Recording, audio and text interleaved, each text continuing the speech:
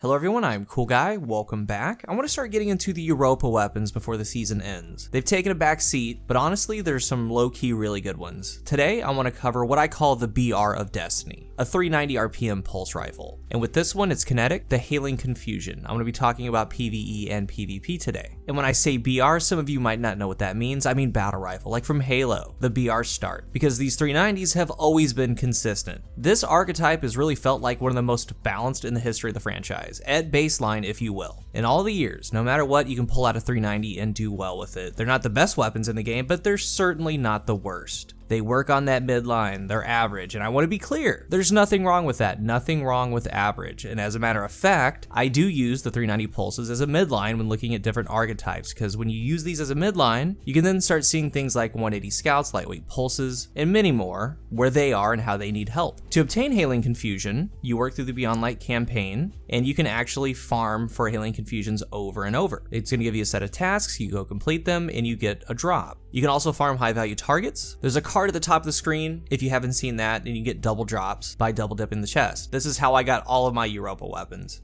There's been various buffs and nerfs to different weapons. These pulses fall in a weird spot, but they still can excel. I'm going to go through the ideal ranges for these later on in the review, and of course talk about perks, perk combinations, what to look for. In PvP, they do 31 to the head, 20 to the body. As a pulse rifle, we have 3 bullets within a burst, so 3 bursts equals 9 bullets. If the full burst lands to the head, it's 93 damage, a full burst to the body is 60 damage. They have a .93 TTK, it's relaxed, super relaxed, and as a matter of fact, out of all primaries in the game, aside from a 2-burst sidearm, leaving those out and then going for strictly being a mid to longer ranged weapon, you need to land 71% of your shots, the most relaxed that there is. It takes 7 bullets to kill, so you're going to need 5 headshots and 2 body shots. The final blow is actually going to be on the first bullet of that 3rd burst. That's how you achieve that .93 TTK. And .93 can compete. We know this because the 120 hand cannons are at a 1-second TTK, and they feel phenomenal. With their range, they do step on the toes of Hailing Confusion. That's alright. And also, a hand cannon can peak shot. But you need to remember a couple things. Again, this is super relaxed. It applies flinch just by archetype. It's a pulse rifle. You have 3 bullets. There's multiple bursts. It applies flinch on your target so they can miss. And as far as dueling, because it has a relaxed TTK, you can land body shots. That's alright to do so. But with some meta weapons, ones that you see a lot, let's take a 140 RPM hand cannon. The 140s share the same exact effective range. Hailing Confusion lives between 30 and 35 meters, that depends on your range stat. Most of the time, you're gonna fall at around 33 meters right in the middle. And beyond 35 meters, you're gonna have the edge versus a 140 hand cannon because it's a pulse rifle. The damage drop off isn't as severe.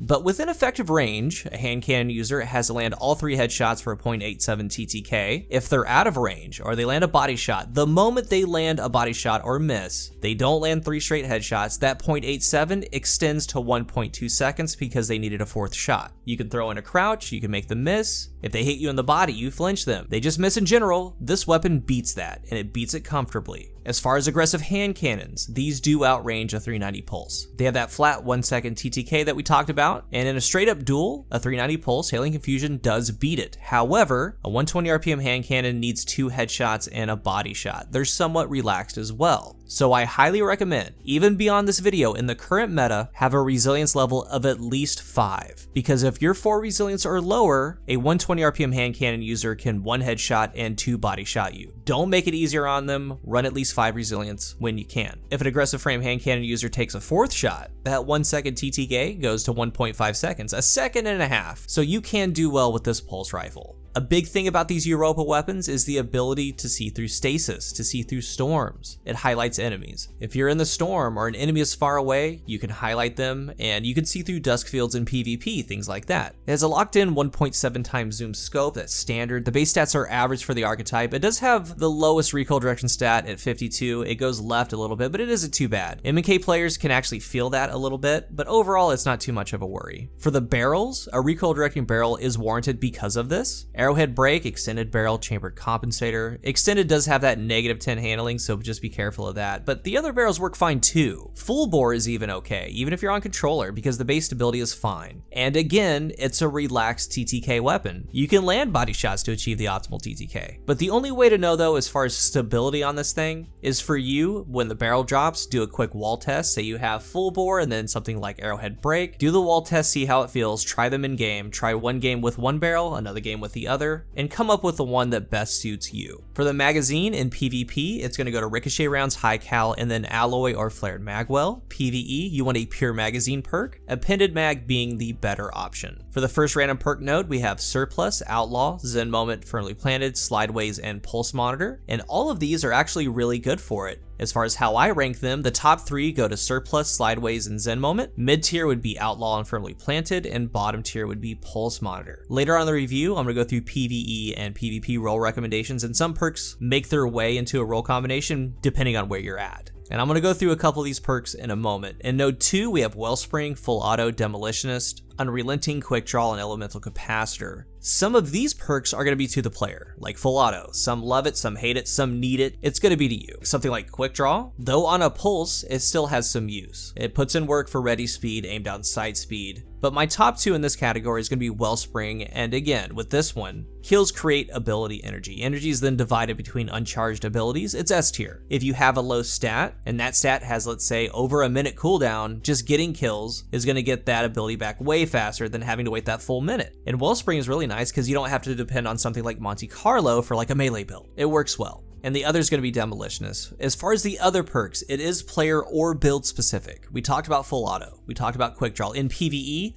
Unrelenting can shine. Elemental Capacitor is going to be an interesting perk. It's to the player and what you play. If you play a Void subclass, you're getting this to be a laser, and Elemental Capacitor stability bonus does stack with Surplus, and Surplus gives you that increased handling, stability, and reload for each charged ability. There are 3 roles that I personally kept that I want to talk about their value. 2 of them are tied. I enjoy 2 roles equally. They do separate things, but both are really good. The first one is Surplus and Wellspring. As a pulse playstyle, use your abilities a little bit less often, I would say, and when you have all of your abilities charged, it feels amazing. Very snappy, fast reload, super stable. As far as Surplus, some players feel like it kind of messes up their memory, their cadence a little bit. Having a lot of stability and then losing that, not me, not at all, because stability is something that isn't pulled out of thin air somewhere else from your mod system. If you want handling, dexterity, it's there. You want reload, loader on your gloves, it's there. You can simulate that, but stability, you can't do that. Stability is usually something that we fight for. It's one of the main reasons something like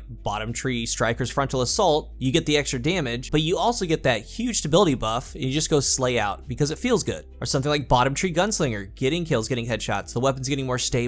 Adding stability is always great, period. You're pairing this with Wellspring, so they're playing off of each other. One of them charges the abilities, the other is making the weapon perform at tip-top shape when those abilities are charged. I put up a 50 bomb just today using this role. Stability is always good regardless of input or platform. It resets, makes that accuracy cone tight and true. It's really good. The other role that I kept that I really enjoy is Slideways with Demolitionist. Sliding partially reloads the magazine, grants a brief moment of stability and handling. With how the timing works out, you can slide into an engagement. The first 2 bursts are super stable. They're on the money. And I love that on a 390 pulse because those 2 bursts is where your money's made. It's always going to take that first bullet of the 3rd burst. So the first 6 bullets, you need to land 5 crits out of there if you can. This helps you do that. And when the buff's gone, that stability bonus is gone, but that's okay. You've landed what you need to land. And with something like Slideways, you can be very active, sliding around, getting into choke points, sliding into choke points. I really, really like it. And Demolitionist is just S tier. You can throw a grenade to reload your weapon. When you get kills, you get your grenade back. It's always been good. This 3rd role is Firmly Planted with Full Auto. Great accuracy when crouched, more stable when crouched. This is a playstyle type thing, whereas one player will want that stability bonus sliding around, using slideways, being active, while the other one's just a little bit more reserved. They're playing lanes, they can crouch and get that stability bonus. And remember with Firmly Planted, you can slide around a corner. As you're sliding, that bonus is in play. So you can slide, come to a stop, and keep firing, and you have the bonus. Each one of these has a different playstyle, but none of them are wrong. They're all really good. The thing that you need to do is find out and see what perks work for you in your playstyle. PvE wise, we do have an artifact mod for anti-barrier pulse, so you can use it for that main function and have set perks like Unrelenting to run around with, or Demolitionist. I always keep certain archetypes because of the artifact. Hailing Confusion is a really good one to keep right now and into the future. It doesn't have any damage perks, but it does have really good ability ones like Wellspring, or health ones like Unrelenting. And like I've been saying, it's the epitome of average. It really is. Just a solid option that gets the job done. It works great. For my PvP role recommendations, it would be Surplus with Wellspring, Demolitionist, or Elemental Capacitor. Slideways with Wellspring, Demo, or Elemental Capacitor, and then Zen Moment with those same three, Wellspring, Demo, Elemental Capacitor. I didn't talk about Zen Moment too much, but just know that it's really good. It's ideal for pulse rifles. It's one of the best weapons to use Zen Moment with. It's great. PvE wise, I would focus on ability or health. The top rolls I would recommend would be Outlaw with Wellspring, Demo, or Unrelenting, or Slideways with Wellspring, Demo, or Unrelenting. If you want Surplus or Zen Moment, you can go that route as well. And again, if you just need specific things for you or your build, go that route. Again, full auto, Elemental Capacitor for Void, Quick Draw, go for those. I'm gonna end where I started. This isn't a bad weapon. Though it isn't great, it's serviceable. It's fun to use, and honestly, that's a factor that sometimes gets overlooked. Clean up the recoil if you can. If not, don't worry too much about it. It still works because of its damage profile. PvE wise, it's done fine for me. Nothing outstanding though, it's just fine. PvP wise, run at least 5 resilience and keep your engagement distance to its strength. I quite enjoy Hailing Confusion. With perks, it feels good. The little things like the scope thing through dust fields and stasis, it comes up big, and you don't really appreciate it until it's happening. It's just all around a solid option. If you're new here, remember to hit the subscribe button, and if you are subscribed, thank you so much for your support. If you're looking for a new controller, I am partnered with Scuff Gaming. You can use my link down below in the description and use my code COOL at checkout for a discount. What are your thoughts on Hailing Confusion? Let's talk about it. Thank you for watching, and until the next one, I am CoolGuy.